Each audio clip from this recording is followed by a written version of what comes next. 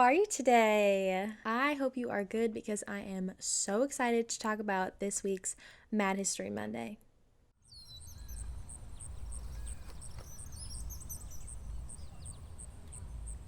Every Monday, I sit down and talk about an interesting story in history.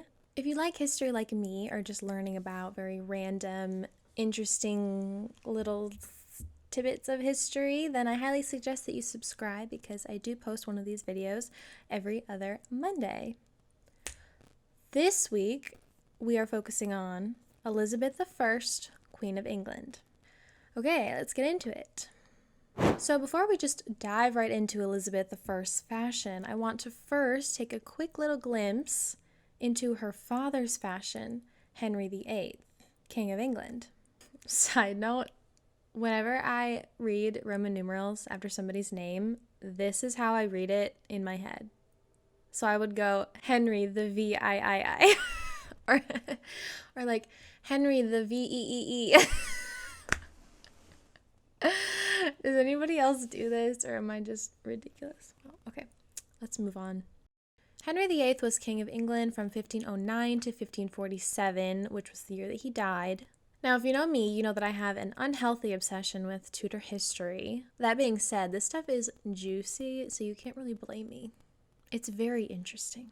So, Henry VIII, this is the king that most people recognize by having 6 wives and killing a few of them, beheading a few of them. In this order, it goes divorced, beheaded, died, divorced, beheaded, survived. Yay! You win the prize of life. His whole life is a crazy roller coaster ride, so if you want to know more about that, let me know. But what I'm here to talk about today is this Mad King's fashion. King Henry was approximately 6'2", and when he got older, it's believed that he could have weighed almost 400 pounds. His last suit of armor shows that he was approximately 54 inches around the waist. So he was a big boy. He took up a lot of space. With his fashion style, he wanted to depict to his people that he was a fertile, strong, powerful, medieval, macho man monarch. Clothes really represented power and wealth. The more expensive the fabric or the more jewels you wore, and the more elaborate an outfit, the stronger and richer and more powerful you were. It showed your status. Hence why King Henry dressed the way that he did. But there was also a lot of symbolism in clothing back then as well. Different colors, flowers, badges, actual symbols, jewelry, all show different messages and meanings. This could be political, it could be sexual, it could show different moods, religion, power, and so on. There was often a lot of detail that went into King Henry's clothes to make them successful, to make him successful. It's been shown throughout history that the way you dress can either hinder or help your popularity and power. He had so many clothes and accessories made from like the most expensive materials, and they were bedazzled and bejeweled. He also had a lot of armor. His style was extravagant, and he often even perfumed his clothes so that when he was around people, he would have a certain smell and like smell nice. I don't know. I'm just assuming that he wanted to smell nice. I assume that they all just like stunk all the time. Everybody just smelled bad. Okay, I'm going to show you a painting. When you first look at this painting, what is the first thing that you notice?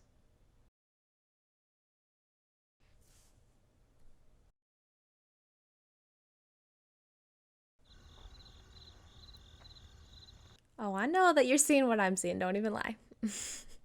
That big old chunk of metal is called a codpiece, and he really liked those. It was a pretty staple fashion item of the time for men, and many men wore them. King Henry's was obviously extravagant. It was just another way for him to show everybody how fertile and powerful he was, which didn't really make sense considering he couldn't produce a male heir. Apart from its obvious use of protection, it was also used as kind of like a purse to carry money in, and treasures and precious things like jewels, hence the expression a man's crown jewels. So King Henry the VEEE So King Henry VIII had a daughter with his second wife, Anne Boleyn, whom he later beheaded. The wife, not the daughter. And this daughter eventually became queen, Elizabeth I. She had a lot to live up to, to compete with her father, King Henry VIII. She was a woman, first of all. She wasn't fat like him. She wasn't tall and broad and strong. A lot of people thought her to be illegitimate, too. When she was born in 1533, the official letters that were sent out to announce her birth had to be changed at the last minute from prince to princess. Like, yikes. It wasn't looking good for her right off the bat. So to come off as a strong and fearless leader, Queen Elizabeth probably tried to be a lot like her father. Since she wasn't blessed with his sex or his build, she had to find a different way to win the admiration of her subjects and show her strength and her undeniable right to be queen. Seeing how it helped her father, she knew that her style and the way that she dressed and the way that she presented herself could influence her reign as queen. And she did just that. The style that she adopted was extraordinary and immaculate, and people remembered her for it. She basically became a fashion icon of the time. The rainbow portrait of her shows us a great example of how a royal can use fashion to inspire, intimidate, and dazzle. In this portrait, she wears a dress with beautiful fabric wings. So when she would move, she would have given off an immense and immaculate presence. Some people believe it was a way for her to be like her father and take up a lot of space and look powerful. Her dress also shows a lot of symbolism. She's wearing white pearls to show peace and purity because she was supposed to be the Virgin Queen. The snake on her sleeve symbolizes wisdom. The heart symbolizes love. She also had on a lot of jewels to not only symbolize her as a monarch, but also to show how wealthy she was. And of course, the sun. In her hand, she's holding the rainbow. The gray hose piece type thing that you see used to have all of the colors of the rainbow, but they are now faded. The inscription says, "Without the sun, there can be no rainbow." So it's saying that she is the sun herself. And the rainbow is a symbol of peace, what everybody wants. And she can give that to you. So the portrait is basically saying she ruled with her heart and her head, and she had eyes and ears everywhere. She could see and hear everything. She was elegant, and she was the sun who could bring you peace. There was a lot of propaganda with the Tudors, and this is a really good example of that. Queen Elizabeth was always dressed incredibly, and to do this, she had to have many, many outfits. And 400 years ago, there was an entire house that housed the royal wardrobe. It was also called the King's Wardrobe. And this is where all of her dresses and accessories were stored. It had its own special staff, the warders of the robes, and it took up a whole city block. It was an entire warehouse filled with her dresses and clothes. In 1599, inventory was taken, and it is said that Queen Elizabeth had 1,326 dresses. These were very important to her. She used these to strengthen herself as the reigning monarch. The royal wardrobe was destroyed by the Great Fire of London in 1666. And it wasn't rebuilt after that in that same location. None of her dresses survive today, sadly. At Westminster Abbey, however, there is one piece of her clothing that survives. Her underwear. It's a corset type thing called a set of stays, and it's a very high status item. It's made from many strips of whalebone to create the support, and that process took a lot of labor. It made the body squeeze into like a very unnatural, elongated, long torsoed shape. And I guess we only have it because of the tradition of the funeral effigy. And from what I understand, it's where a model of the dead king or queen is made, and it's to be carried out at their funeral service to Westminster Abbey. And the head was originally painted to look like her, so beautifully that it was supposed to make it seem like she was still alive. And her figure was dressed beautifully how she normally dressed. And this corset was accidentally found when the effigy was conserved. The corset is a very odd shape. It's not really built to fit the woman. It was built to make her look very long and have a very odd, unique shape, because that was Elizabethan fashion. She wanted to create a very odd and otherworldly image of herself. And one way that she did this was to create a very unique silhouette. So it's a very interesting piece to have of her, because it just shows you the lengths, the depths that she went to create her own style, her own fashion, how she became an icon. It is said that it probably took her over 2 hours to get dressed with the whole ensemble. And the dresses that she and a lot of other women wore during this time, it was usually impossible for them to dress themselves fully. But I mean, the queen isn't going to dress herself anyway. But the outfits were crazy, okay? I mean, you had the underwear, and then the bodices, and then there's the bum roll. It actually wasn't used to make your butt look more plump and full, believe it or not. It was thought that the more space you had, the richer you were. So she made a lot of extra space for herself with the bum roll. No one could get close to her, and it didn't matter that she couldn't get around easily, because it wasn't her job to run around. That was her servant's job. So the bum roll sat on the hips, and then over that you had the hoops, the farthingale, made of osier, same as used for barrels, big circles of wood. This went over the head and it sat on the hips as well, and it created even more space. Then there's the petticoat. It shows in the front of the body, the skirt area with everything on, and it goes over the hoops. Then there's the top jacket and jewelry and cartwheel ruffs.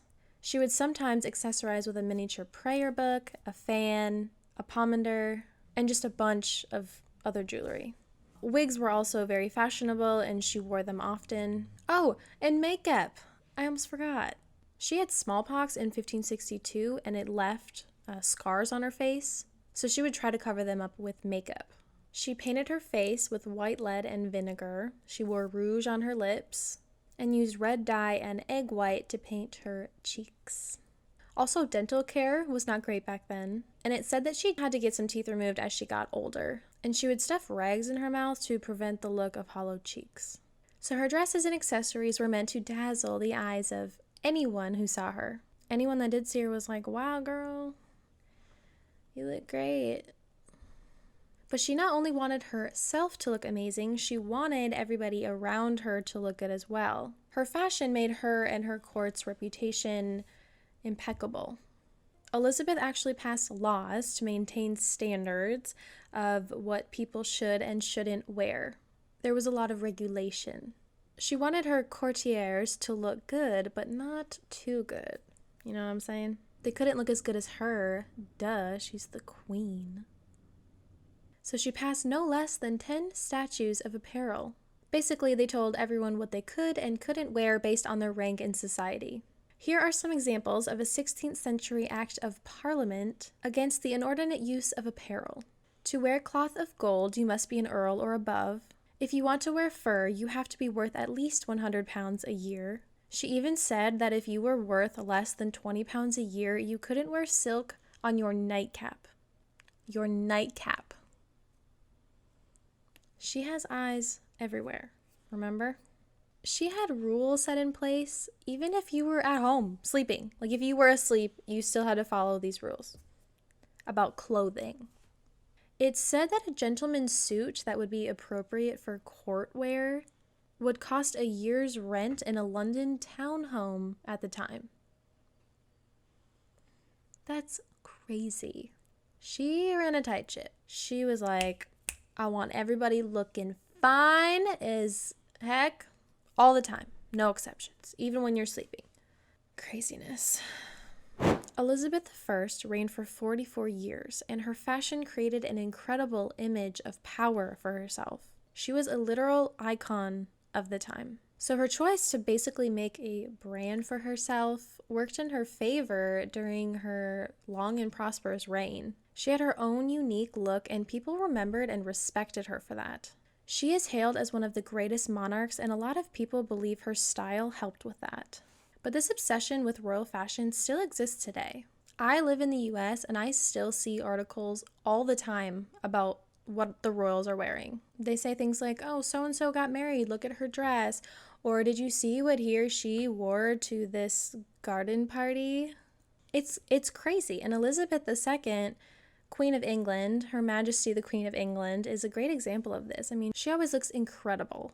Her style is iconic and ageless, and there's a reason for that. The royals are meticulously dressed, and there's often slight forms of symbolism in their outfits. It's all pretty interesting, but it all helps create that image of royalty, and it works.